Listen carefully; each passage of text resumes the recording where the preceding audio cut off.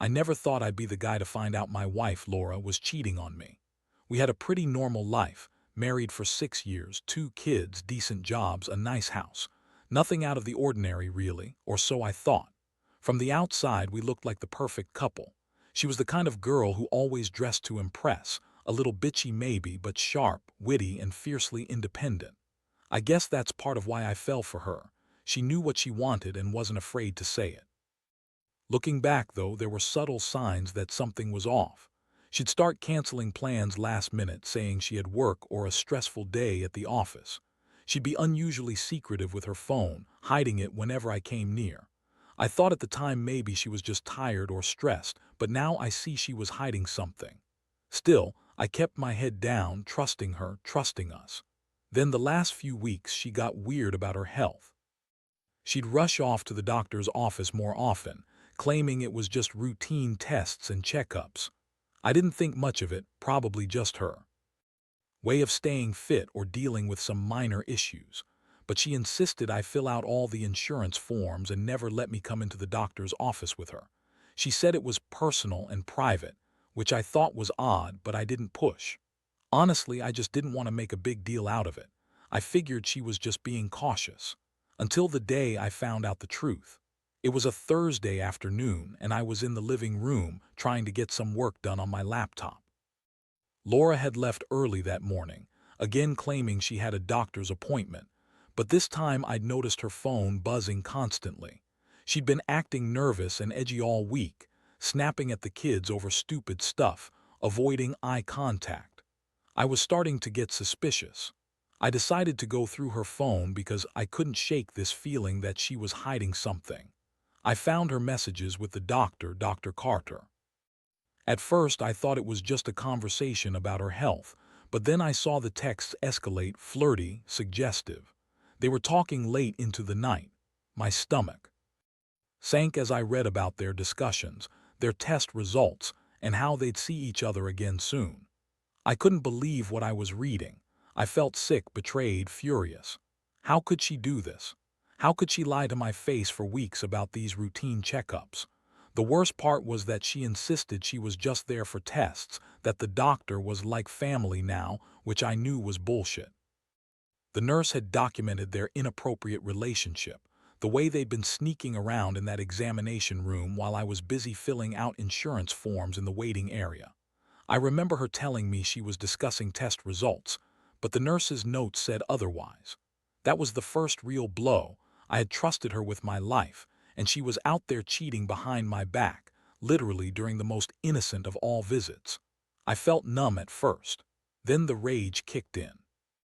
I wanted to confront her right then and there, but I knew I had to plan my next move carefully. I stayed up all night, going over everything, trying to process how someone I loved, someone I thought loved me back, could do this. It's like a punch in the gut, like all the years we built, all the trust we had was just a cover for her secret life. I told myself I'd wait. I'd catch her in the act, get her to admit it, and then decide what to do. But deep down, I knew this wasn't just a fling. It was something much darker, much more personal. The image of her with him in that exam room while I was just outside, blind and stupid, haunted me. I couldn't sleep, couldn't eat, kept replaying the moment I found her messages. That's when I realized that this was no longer a problem I could ignore or brush off. It was a fucking betrayal that cut to the core of everything I believed about us.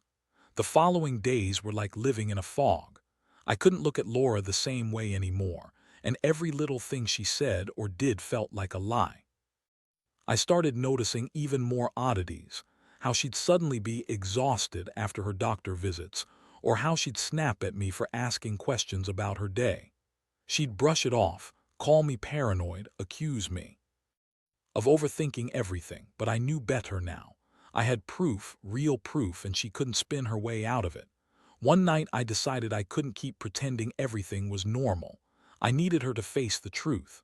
So I sat her down after the kids went to bed. I stared her right in the eyes and pulled out my phone, showing her the messages I uncovered. Her face froze, like she'd seen a ghost.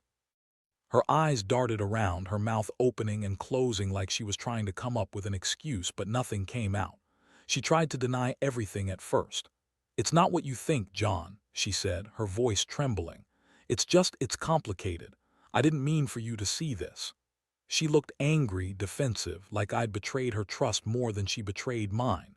I told her I knew she was lying, that I saw the messages, the texts, everything.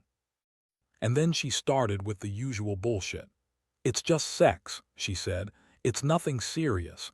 She insisted she was sorry, that she didn't want to hurt me. I couldn't believe the lies coming out of her mouth. That bitch was always good at spinning stories, making herself the victim. She told me she was stressed, that she'd been feeling neglected, that it was just a moment of weakness and that she'd ended it. Ended it. I knew better. I saw the proof.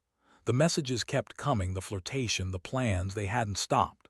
And the worst part, she didn't seem to feel the slightest bit guilty about it. I was furious.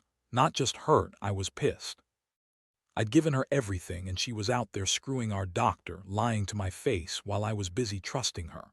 I felt this deep anger swell up like a volcano ready to erupt. But underneath that there was another feeling, something colder. Disappointment. Because I realized I'd been blinded by love, maybe even naive. How could I have missed all the signs? How did I not see that she was capable of something so selfish, so cruel? I wanted to lash out, to scream at her, but I held back. Instead, I told her she needed to leave that night. Pack her bags, get out of the house. I didn't want her near the kids or me anymore. She looked at me like I'd slapped her. Her eyes were full of venom as she spat. "You're overreacting. You're making a huge deal out of nothing." That's when I knew her mind was made up. She was going to keep lying, keep pretending she hadn't fucked up. That night was one of the hardest of my life. I felt numb, like I'd lost a part of myself. The betrayal cut so deep, I wondered if I'd ever trust again. I kept replaying her words, her lies, her sneers. It hurt so badly I couldn't sleep. I remember sitting on the couch, staring at the phone, thinking about the future.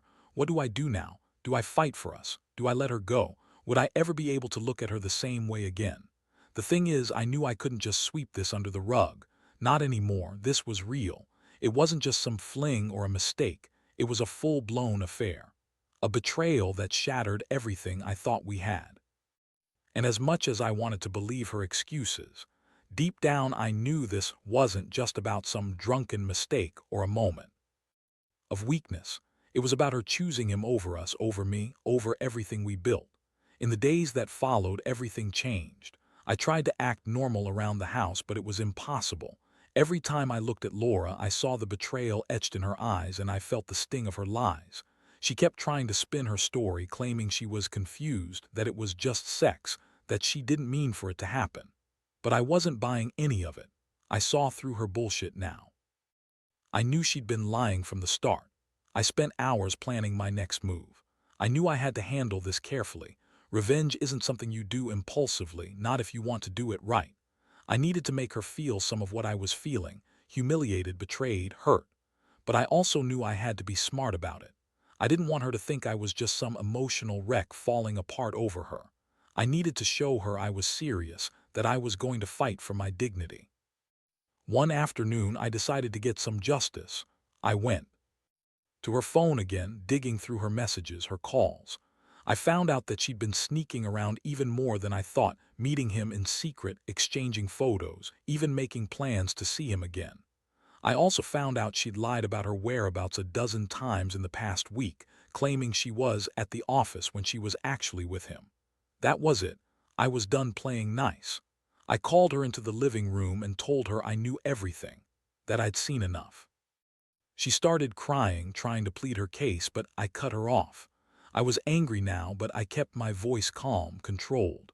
I told her I was going to make her regret this, that she was not going to walk all over me or our family without consequences. I wanted her to understand she couldn't keep lying, cheating, and expecting everything to be fine. I told her I was going to make sure she paid. Not in some childish way, but in a way that she'd feel the pain of her betrayal. Like I was going to strip her of her dignity, expose her lies, and make her realize what she'd lost. I told her I'd contact the doctor, her so-called family friend, and reveal everything. I wanted her to see how her masterpiece of deception was about to crumble. She looked at me, eyes red and splotchy, and said, "You're crazy. You don't have any proof." I smiled coldly, knowing I had everything I needed. I told her I was going to call the doctor myself, get copies of their messages, and make sure everyone knew what she'd been up to. I wanted her to see that there was no hiding from her own lies now. That night, I sat at my computer, gathering evidence. I contacted a friend I knew who worked in surveillance and digital forensics, just to be sure I was covering all my bases. I wanted irrefutable proof, so she couldn't weasel her way out of this. Deep down, I knew I was about to unleash something ugly, but I didn't care anymore. She'd pushed me to the brink, and now I was going to make her pay for the damage she'd done to us, to our marriage, to my sense of trust. The anger was intoxicating, and I found myself planning how to break her. Whole world apart. I wanted her to feel powerless, vulnerable, just as I had felt when I first discovered her betrayal.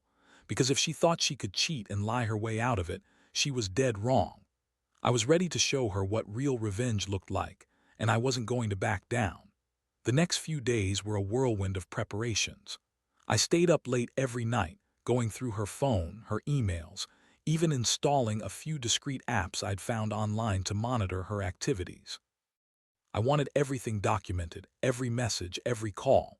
I knew once I confronted her again, I needed to have undeniable proof in hand. I couldn't let her deny it again or spin some new bullshit story. This was it. I was going to make sure she understood she was caught and there was no way out. Meanwhile, Laura started acting even more erratically. She'd become paranoid, constantly checking her phone, looking over her shoulder. She'd snap at me for no reason, trying to hide her nervousness. I could see her unraveling, and honestly, I loved it. For the first time, I felt a spark of power. I knew I had her cornered. She thought she was sneaky, that she could keep it all hidden, but I was closing in fast. One afternoon, I finally got the call I'd been waiting for. I met with my friend who worked in digital forensics. We pulled up her phone records, her chat logs, the deleted messages she thought she'd erased. It was worse than I imagined. There were dozens of conversations, explicit pictures, and plans to meet him again. It was like a dam had burst, and everything flooded out into the open. I printed everything, screenshots, logs, everything, and kept it in a safe folder. I timed my next confrontation carefully. I wanted her to believe she still had some control, that she could deny everything. But I wasn't going to let her get away with it. I told her I knew the truth, that I had all the evidence, and that she was done lying to me. She looked scared now, trying to come up with last-minute excuses. "It's not what it looks like," she said, her voice trembling. "We were just talking, it's not serious. It's just sex, John. You have to believe me. I didn't mean for it to happen." Swear. But I cut her off. I was done listening to her lies. I looked her straight in the eyes and told her, "You've been screwing our doctor, Laura. During the routine physical while I was filling out insurance forms. Don't even try to deny it anymore. I saw the messages, the pictures, the plans. You've been cheating on me with him for months, and I'm not going to let you get away with it." Her face twisted, and she started yelling at me, calling me paranoid, accusing me of invading her privacy. She said I was overreacting, that I was ruining everything, but I wasn't listening. I knew her game. I knew she was trying to minimize what she did to make me doubt myself, but I wasn't having it. I told her she had one chance to tell the truth, and if she didn't, I'd be exposing her to everyone, our friends, family, everyone who mattered. That was the moment she broke. She started crying, sobbing uncontrollably, begging me to forgive her. She said she was weak, that she loved me but was just lonely, that she never meant to hurt me so badly. That part hurt, the way she threw her own guilt at me like it was some kind of weapon, but I felt numb. I couldn't listen anymore. I realized that if I stayed, I'd just be feeding her lies. If I left her, I'd be taking back some control, some dignity. I told her she had to leave that night, pack her bags and go. I couldn't look at her anymore. Not until I figured out what I was going to do about us. Watching her try to cry her way out of it was almost laughable. I knew she'd been playing me all along, making me look like the crazy one, the jealous husband. But I had the evidence now, and that changed everything. It wasn't a matter of believing her anymore. It was about facing the reality that the woman I loved had betrayed me in the worst way possible. And I was finally ready to take control of what was left of myself after all this. That night, I watched her pack her bags with a mixture of disgust and relief. I didn't say much. What was there left to say? I felt like I'd been punched in the stomach. So many times that I couldn't breathe. Every piece of her betrayal replayed in my head, her lies, her sneers, the secret meetings, the physical acts I'd never even suspected. How could I have been so blind? How could the person I trusted with my life have done this to me? As she dragged her suitcase to the door, she looked back at me, her eyes swollen and red. She begged, of course, telling me she'd change, that she was sorry, that she loved me. But I'd heard enough. I told her she was a liar and a cheat and that I wouldn't be fooled again. I knew she'd been lying the entire time, and I wanted her to understand that her words didn't mean a thing anymore. Once she was gone, I sat alone in the silence of the house. The emptiness was deafening. I kept thinking about everything I'd lost, the trust, the comfort, the sense of being safe with the woman I'd loved. I looked at the empty space where she'd just been, and the rage started boiling up again. I wanted to scream, to smash something, to somehow release all this pain that had been building inside me. That day I found out. But instead I poured myself a drink, sat on the couch and stared at my phone. I had the proof, the screenshots, the chat logs, the call records. I was finally ready to confront everyone, to show them what she'd been hiding. I knew I had to be careful with how I handled it, though. I didn't want to come across as vengeful, but I also wanted her to feel the full weight of what she'd done. I was determined that her little secret was no longer safe. The next day, I reached out to a few close friends and told them everything. I sent them the evidence, the proof I'd collected. Their reactions were the same: shock, anger, disbelief. They couldn't believe Laura had been such a liar, such a manipulator. I felt a little relief knowing I wasn't crazy, that I'd been right all along. But beneath that, a deep sadness lingered. I'd lost my wife, my partner, the person I thought I knew. Now I had to decide what to do about the future. Do I fight for the marriage? Do I cut her out completely? Do I try to forgive her and move on? Honestly, I didn't know. Right now, I just felt numb. What I did know is that I wouldn't let her destroy me. I wasn't the one who betrayed the vows we made, and I sure as hell wasn't going to be the one to stay silent about it. That's the thing about betrayal. Once you see it, you can't unsee it. It changes everything. And even if I decided to forgive her someday, I doubt I'd ever be able to forget. All I can say now is that I'm taking things one day at a time, trying to rebuild what's left of myself after a woman I loved turned into a stranger. And if there's one thing I've learned, it's that trust, once broken, is nearly impossible to repair. In the aftermath of everything, I've been through a whirlwind of emotions: anger, sadness, relief, and a strange sense of clarity. I won't lie, it's been a brutal time. I've had to face the fact that the woman I married, the person I thought I knew, was capable of such deception. It hurts more than I can fully put into words. But at the same time, I feel a weight lifting off my shoulders. The truth was out, and I no longer have to live in the shadow of her lies. I've spent a lot of time reflecting on what this has taught me. Trust is fragile, I realize now, and it takes years to build but seconds to destroy. I was naive to think that love alone could hold everything together. Love is important, but it doesn't protect you from betrayal. People are capable of hiding things, lying and hurting you in ways you never imagined. That lesson hurts, but it's also freeing because I don't want to be blind anymore. The most difficult part has been rebuilding my confidence and sense of self. I used to think I was strong, maybe even invincible in some ways. But betrayal cuts deep, and it takes time to heal. I've started therapy, trying to process all the pain and anger. I've realized that I need to focus on myself now, on my kids and my future. It's not easy, and I know healing isn't linear. Some days are better than others. But I'm learning to accept that I deserve honesty, respect, and loyalty. Things I thought I had in my marriage but turned out to be illusions. As for Laura, I don't know what's next. I haven't spoken to her since she left.